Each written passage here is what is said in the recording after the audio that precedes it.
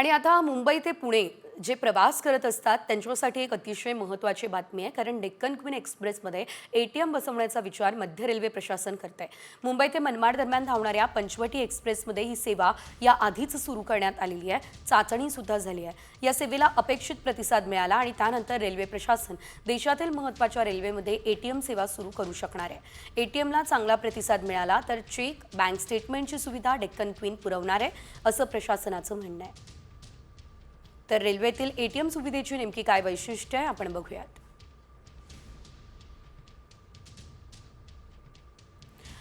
Pune Mumbai Deccan queen एक्सप्रेसमध्ये ATM बसवण्याचा विचार आहे.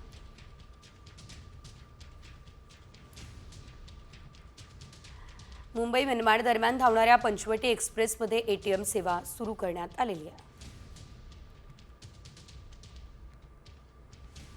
धावता रेल्वेमध्ये प्रवाशांना रोख रक्कम काढता येणार आहे. एटीएम मशीन एसी डब्यामध्ये बसवलं आणि त्यासाठी डब्यामध्ये बदल सुद्धा करण्यात आलेला आहे. एटीएम ठेवलं त्या ठिकाणी आता स्वतंत्र सीसीटीव्ही सुरक्षेसाठी शटर दरवाजा असणार आहे.